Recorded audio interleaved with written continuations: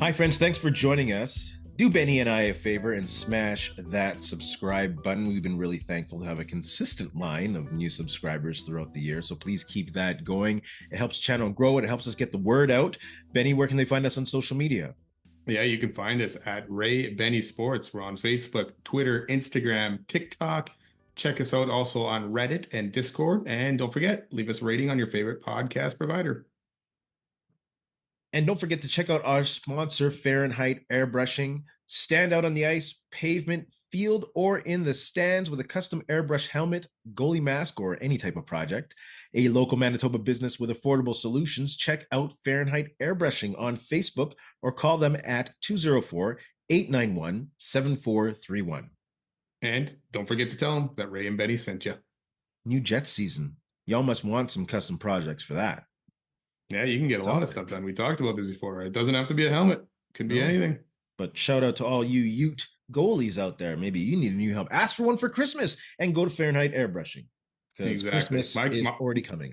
Yeah, my kid's getting one. We'll have it out soon. So there you go. Maybe there might be a reveal video. Who knows? Yeah.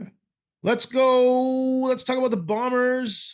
Bombers not looking very strong going into the playoffs, but still, that's not to be taken away from them making the playoffs for 9 consecutive years. Not an easy feat in the CFL or any sports league, so congrats to everyone involved in that. What's the number one reason the Bombers have made the playoffs for 9 consecutive years? I think it starts with the front office, and that includes Mike O'Shea and all his coaches that they've, over the last 9 years, right? They brought O'Shea in to change his program around because it was suffering for a very long drought, obviously, with no Grey Cup.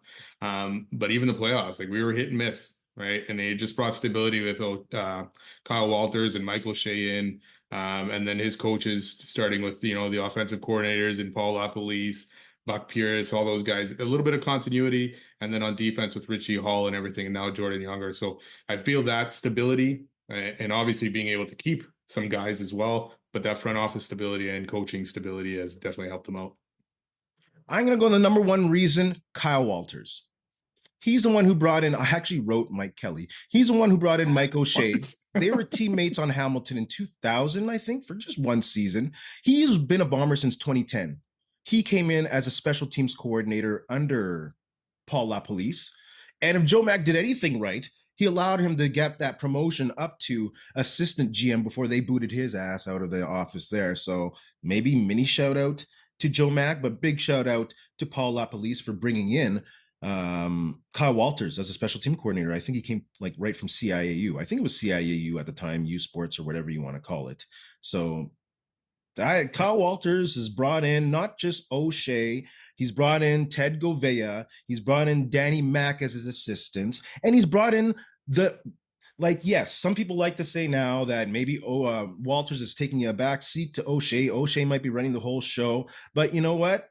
I don't know if that's true or not, but I know what is true at the beginning is Kyle Walters brought in guys like Stanley Bryant coming off a Grey Cup in Calgary. He brought in a guy like Andrew Harris, who was a heart and soul and local boy of the team. He brought in Jamarcus Hardrick, another heartbeat of the team. And of course, he brought in someone like Willie Jefferson, the year that they won the Grey Cup. The man had 12 sacks that year, a CFL record 60 knockdowns, 3 sacks and 2 forced fumbles in that Grey Cup. So obviously, yes, it's a team effort, but the number one reason I'm going to go with is Kyle Walters. I totally forgot that he was a special teams coach. And I am quite shocked that you shouted out Joe Mack at all. I'll give him a tip of the hat. Hey, it's baseball season. Blue Jays are going to the World Series, so I'll give him a tip of the hat. Hey, Are the Blue Jays winning? Oh, we got money on it, so I hope so, but I think they will. I think everyone's overlooking them. They're a strong underdog, and I think they'll win it. Are you taking them? Yeah, I'll take them. Why not? Blue Jays in 6. It'll be tough, though. Dodgers are a very good team. Yeah. And very loaded. Stacked. Yes. Let's go to the Bombers game on Saturday, a matinee on Halloween. Is it Halloween? No, tomorrow's Halloween. No, Halloween's next Friday, Halloween. Oh, yeah, it's only the 23rd. Too far ahead. Bomber Blueprint. Who's going to have a big game? Offense, defense, special teams, what needs to be done? On offense, I think they got to protect the ball. I don't care which Owls squad is out there on Saturday, but they need to master the art of protecting the ball. You know, I don't know how many points the Bombers have given up on turnovers. I'm willing to bet around 50 or 60 when the league average is probably around 25, 30. Like the Bombers are about a plus 10 when they win games in turnovers, minus 19, almost double down when they lose games. Like they have to protect the ball. I don't know how much Will Caleros will be playing. I don't know if that's in regards to momentum or anything or getting some kind of juice going before the playoffs, but they have to protect the ball no matter who is there. Yeah, I guess it all depends on what happens, right? Because Calgary play Friday, right? And then BC will play after Winnipeg. So I guess it depends where Winnipeg is sitting and if they're stuck at the crossover or not and all that. But we may not know, I guess, until BC's game is done. Yeah. So yeah, protect the ball. That's huge. I mean, we've talked about it, especially and they talked about the points before half, right? Giving up points before half, even though the Bombers had the ball in the last minute, giving it away and then going back the other way. Biggest thing for me in this one, get out of it healthy, right? But also get some momentum going into the playoffs. They need a better performance, especially on offense than they did last week, to have some confidence going into this playoff game. If they come out with another stinker, chances are you're playing Montreal again, right? Yeah. The week after. So if your offense can't move the ball here, possibly playing a bunch of Montreal backups, because if Hamilton wins, this game is meaningless for Montreal. You're going to have troubles next week when it's against a full Montreal squad the week after. So again, I need to see Brady Oliveira get it going. Not that he can't get it going, but I need the offense to run through him and run it through Brady Oliveira and I know you don't almost want to give Montreal a preview of what you're going to do. No. But at least get him kind of churning and getting his body ready for that playoff game. And if you can get Zach some confidence, hey, take it. I'm hoping they get a connection with Mitchell because I think Mitchell will be penciled in, I think, for this game with Dembski out possibly and Wheatfall maybe taking a step back. I'm not sure what's happening with that.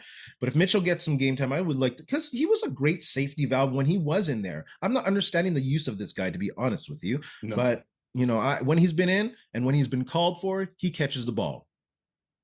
Yeah, if you go back to Wheatfall is questionable. Peyton Logan, who expected quite a bit out of him as well this season, is available. And maybe you throw in some Peyton Logan plays just to kind of mess Montreal up a bit. Yeah. Right. So that they have to now be aware for Peyton Logan in that playoff game. Or maybe you save it. Right. But I'd like to see Logan kind of get involved in this offense as well. Hopefully Dembski is back for the playoffs. He's out for this game, but hopefully he's back. What they got to do on defense? Davis Alexander is going to be a huge test, and if he plays or not kind of thing. But I think that Montreal offense, you got to kind of get a feel for what they can do going into the playoffs, right? I'm expecting big things out of Tony Jones in this game as well. He's like quietly putting up the stats kind of thing for Tony Jones. And the defense has been playing well, but this is a big test now. If you've got the full Montreal offense out there, it is going to be a big test, probably the biggest test they've had in weeks. Obviously. So, I mean, if you can shut down this Montreal offense going into the playoffs, that'll give them an even bigger boost on D. I think they really have to figure stuff out on the D line. Yeah. I don't think they can just put it on the roster at this point. They got to play a little more 4-man sets, and they got to find a way to creatively blitz, delay blitz, or something. Because there is a lack of, or a perceived lack of threat on that D line. They have to scheme a way to get to the quarterback.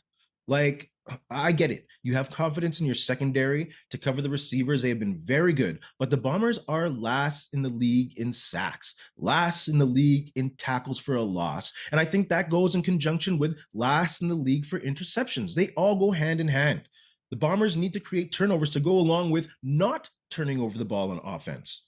Like, the Bombers are one of the top teams in regards to net yards. They're number one in regards to opponents' drives leading to touchdowns with only 14%. They're third in the league in forcing teams into 2-and-outs. They are number one in stopping second down conversions. This is a good defense. Imagine if they can figure out how to get a pass rush. So I'm looking for James Vaughters to have a good game against Montreal, but they need to get that pass rush figured out.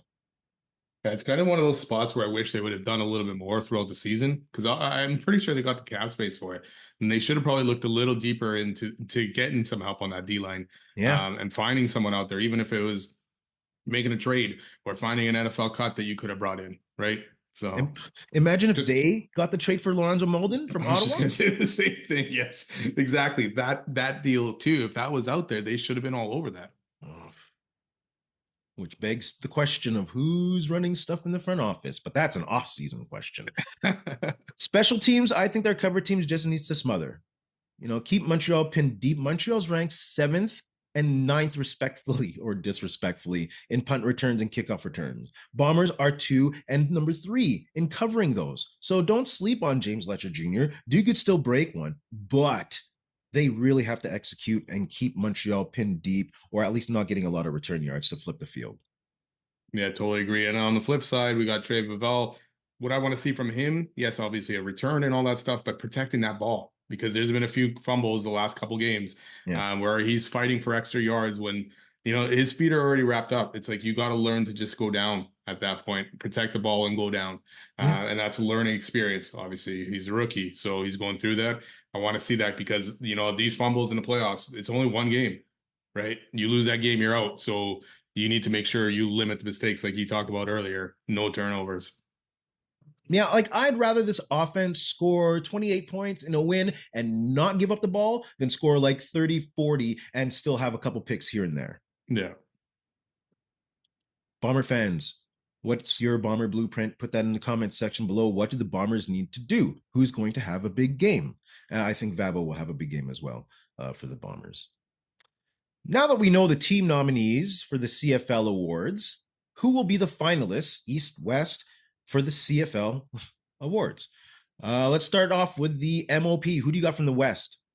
Yeah, of course, Nathan Rourke. No question. Absolutely. Dude's going to go over 5,000 yards this week. Yeah. And from the East, I think the dude who already has gone over 5,000 yards, Bo Levi, should be their pick for their Eastern finalists. You got to feel, yeah, I agree with that. You got to feel for Bo Levi, right? Because 2 times we thought he was washed. We thought he was done. And he's made it there 2 years in a row as a finalist. And he's going to lose probably both of them. Oh, right. I think so. Just the way BC's playing now and the added weapon of Rourke's legs. And the way Hamilton's been playing lately too, right? On top of it, they've kind of gone downhill, whereas BC is flying right now. So are you going to have Rourke and the Canadian for West? Got to. There's no question there. How you going to go against the guy? It's you can't give him MOP and then not Canadian. Brady Oliveira kind of year. And how about the East? Who do you got from the East? Am I going to say this right? Isaac Adeyemi Berglund. 11 sacks, man. And also close to the top of the league in pressures. Absolutely. I got Adeyemi Berglund as well from Montreal. O-lineman, which is always a little difficult from the outside unless you have boundless amounts of film to exactly who you're going to pick. So my candidates were from the best O-linemen in regards to sacks by the unit, but I'm going to take Jarrell Broxton from BC for the West. I'm taking Jamarcus Hardrick just because I know him and, well, not that I know him, but I know him as a player from Winnipeg. Yeah. So I'm going with him. And again, like you say, it's tough if you don't know O-line play, it's tough to really analyze that. We know of him. Yeah, who do you got from the East? I'm going to go with Justin Lawrence from Montreal. They've done a good job protecting their QBs throughout the year. Absolutely. And he's center. He's calling those blocking assignments, when needed. So I also took Justin Lawrence from Montreal. Well, we might go all the way, same ones here. Who do you got special teams from the West? Trey Vavell. I think so. But it's interesting though, because I feel like this could almost go a different way because Sean White's 95% on his field goals, right? And I know the excitement of Vavell and the touchdowns and the returns and all that, but White was 95%. I feel like they could even shift that way a bit. That's pretty crazy. I took Vavell as well. I might have taken White if he was the league leader in points, but that's why I'm going to go with Liam Hiralahu with a 208, 12 for 15 on field goals over 50, 25 for 30 on field goals over 40. So I'm going to take Liam Hiralahu in the East. Yeah, I was gonna stick with Pimpleton, but I'm gonna, you know what? I'm gonna go with legs. I'm gonna give it to Mark What? Leggio. You know, Whoa. going with another ex-Winnipegger here, 91.8%. For a guy that's really battled back over the last, with getting out of Winnipeg and all that stuff, he's turned into a solid kicker. Who do you got for special teams starting in the West? Special teams, rookie. Oh, rookie, sorry. I Yes, was like, yes, starting didn't in we the just do West. that? I got to go with obviously Trey Vavell again. Dynamic kick returner, punt returner, doing it all. I mean, you got to give him credit for almost 2 wins out of the Bombers this year. Yeah, it's hard to go against Trey Babel. He's had an amazing rookie year. Yeah, I agree. In the East, I'm gonna go with Devin Versek from Hamilton. I think he came in week 3 to start, and he's been consistent. Scored a touchdown, has a couple sacks. So yeah, playing middle linebacker ain't easy, especially in a wide field like that. And he's held his own. So I'm gonna take the middle linebacker. And there might be a Canadian bias on this one, so I think he might actually win the whole award. To be honest with you. Yeah, I agree with you on him. Just I'll be different, and I'll take Derek Slika from the Argos again. A hot start to the season. I haven't heard his name as much lately, but he definitely put up some stats, some big. I mean, he was critical in a game earlier this year, I believe, against the Red Blacks, helping the Argos win that Yeah, game with the interception and the kick return, I think. I think it was a So missed field goal return. or missed field goal, yeah. So I'll give it to him just to be a little bit different. Well, we better enjoy those missed field goal returns for the next year and a Yeah, bit. it ain't There are gonna going to be a happen lot anymore. less of them, huh? It ain't gonna happen anymore. I don't Well, like that. I still don't like that one. there's going to be a significant decrease, maybe 2 a year. I mean, the only thing is, I mean, you're gonna be kicking from farther away. I mean, maybe there's gonna be a lot of short kicks, right? Why Until farther these guys, away? well, because sorry, not kicking farther away, but the posts are further back, right? Yeah. 15 yards back in the end zone. So maybe some of these kicks won't even make it that far, depending, at least for the start, until these guys get this shit figured out. What? I said not every kick is probably going to go through the back of the end zone if you're trying to kick from, Oh, say, hell even the no. 40 or the 35, right? I mean, it's not the strongest leg kickers here in the CFL compared to the NFL, right? Oh, I don't think. Why would they be going for kicks from the 45 all of a sudden if Well, it's no, 15 not yards not the extra? 45. I said the 35, Oh, sorry, 30, sorry. 35, because those are far kicks, right? Yeah, they're about 52 yarder. Yeah, exactly. So they'll be going for them just as often as they do now. But that's the thing, right? Kicking from the 30 is now a 52 yarder, right? Pardon Like me? kicking from the 30 will be a 52 yarder, right? 57. Or 47. yeah, Sorry. okay. So I mean that's crazy, Or longer. right? So Oh, God, this you're math. almost gonna have to be inside the 20s to for them to kick field goals. Yep. Yep. Well, 30 plus 15 plus 7 is 20. Add 22 to it. Yeah. Add 22 to the yard line that you're on. That's the math. Any Yeah, which way. yeah. We can't get back into the rules again, eh? Let's go back to the, not gonna go back, keep going with the awards theme here. In regards to the Blue Bomber team, who would be your nominee for unsung hero? That's someone who didn't get an award nod, but was integral to the team. I talked about him earlier. I'm going to go with Tony Jones. Big shoes to fill, and I know he played a lot last year, filling up Adam Big Hill's shoes. But Yeah. still, now you're the unquestioned guy.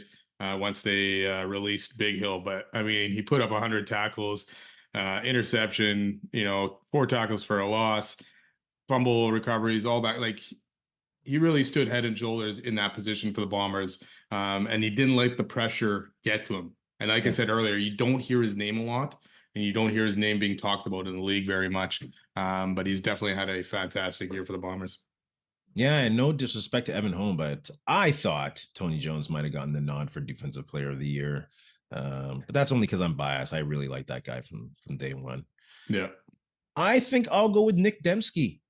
He's always been damn good, and it's never that he gets his flowers here and there, but he should be getting more of them. Like he's a model of consistency, having one of his better seasons later on in his career. I don't want to say the end because the way he was playing this year, I can see him playing another 3, 4, 5 years if he's able to stay healthy. So I think Nick Dembski, I'm going to give him the flowers this time, and he'll be the unsung hero. With a little shout out to Cam Allen. Really like that dude. That's Yeah, it. he's come on pretty strong. Yeah, it's too bad for Nick Dembski because he got at least he got over the 1,000, Yeah. but he could have put up way more playing these last few games as well, right? Yeah. And he was just having with the shaky QB play we had and the game where we didn't even have very many passing yards, for him to put up 1,000 and could have been more is definitely fantastic, man. And for his Like he's consecutive catch game streak to yeah, end on yes, that exactly that silliness. too. Just get him one. All he needed was one. Bruh. Let's move on to CFL action this week. Week 21, final week of the season. Playoff implications always in the CFL to the last week, pretty much. Hamilton, Ottawa.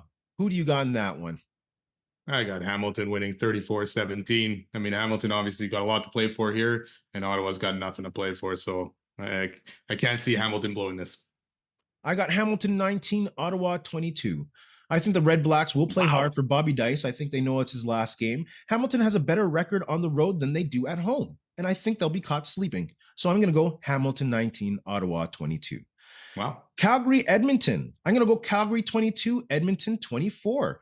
I think we have another upset coming here. I think Fajardo wants to solidify his spot as starter. I think he has a good home in Edmonton. I think beating them in a meaningful game like this will get him pumped. I'll get the team pumped. Yeah, I'll go Edmonton at home. It all depends to me on what Edmonton does. Like if they play Fajardo the whole game, or if they're going to see.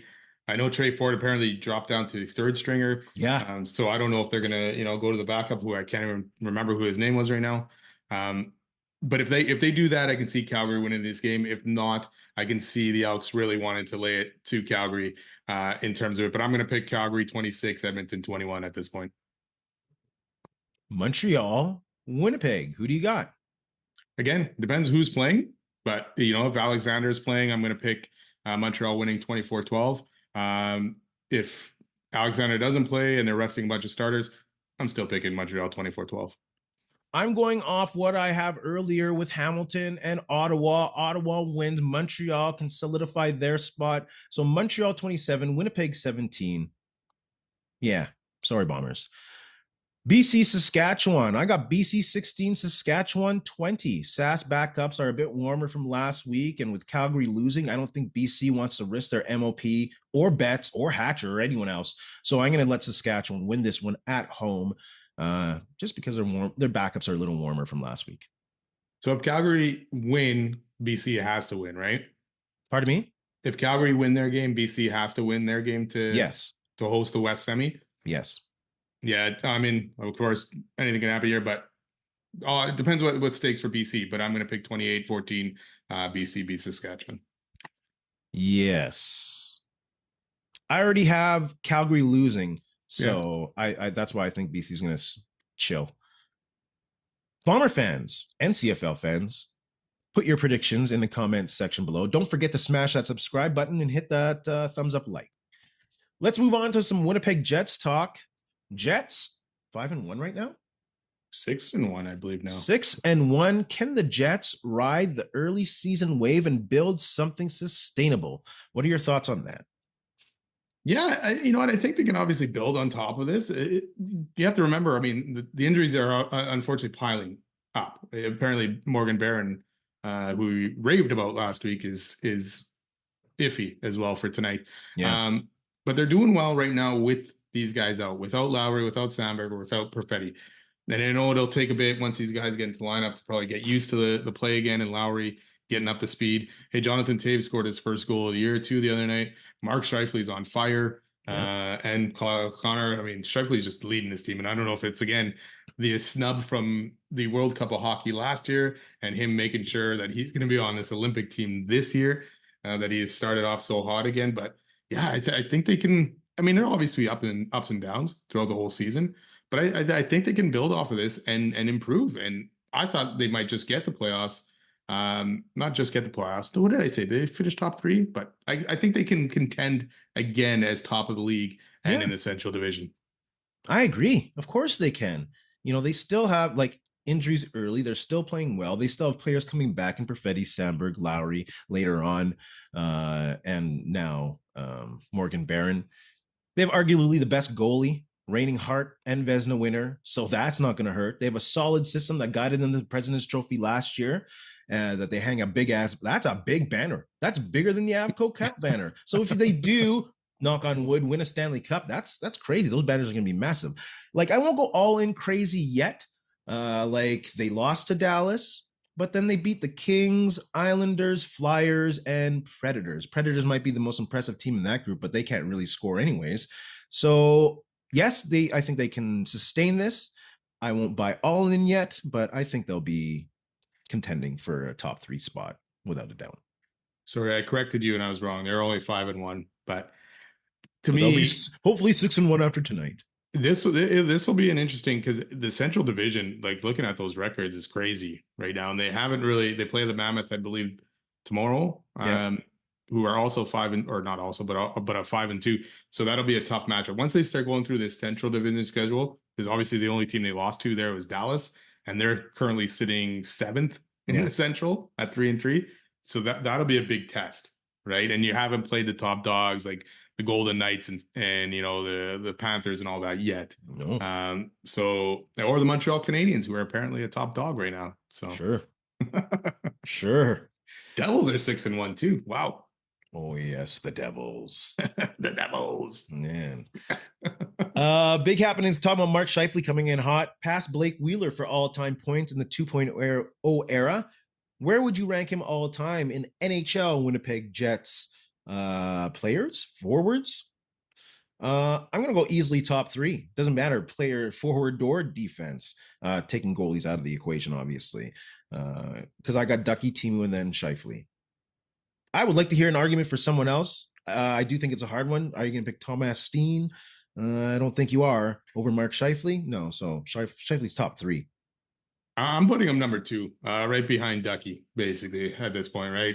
I don't know if anyone will ever pass Ducky in terms of what he did for this team, unless, I guess, you bring a Stanley Cup. I mean, Scheifele at some point is going to pass Ducky in points, right? And who cares about the Arizona, Atlanta points totals and all that stuff? The thing with Solani is, like, he was barely here, right? You know, like he had obviously that rookie season where he put up most of his points as he did with a Jet. And then, but yeah, I agree with you top 3 wise though. Like he'd be my top 3. Thomas Steen was that unsung kind of guy, right? Where he put up the points, but never really got the crazy recognition. Yeah. Like I'm not, when I'm picking Team Solani, I'm obviously not going off stats and longevity. I'm going off impact on this city. The ovation that guy got when he first came to Winnipeg as a Duck, the ovation he got at the Classic last time they had it is just unparalleled. Like it's louder than Ducky. Yeah. But combined with stats, Ducky's number 1 forever in my heart. But that's why I took Solani. No, I totally agree with you on Solani. Like here for a short time, not a long time, but he definitely made an impact. Right? And he loves this city back. My goodness. Yeah. My goodness. Should never have traded him. Stupid. Josh Morrisey just passed Dustin Byfuglien for points for defensemen on the Winnipeg Jets. Where would you rank him, Jets D, all time? You know what? I'm going to probably... You know what? D-wise, he's obviously probably better than Buff. D-wise, not the same impact at all as Buff, though. Buff to me is number 1. I'd do top 3. I'm struggling between Morrisey and Housley, who I would put second.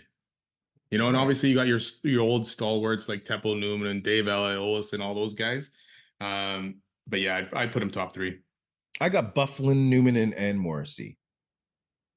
I really love Teppo and his long. We're talking about longevity now. That dude, I will take his longevity and his production over Morrisey right now. But Byfuglien was just, of course, it's personal bias as well. But no one played like that dude ever in the history of the NHL. No, totally missed, man.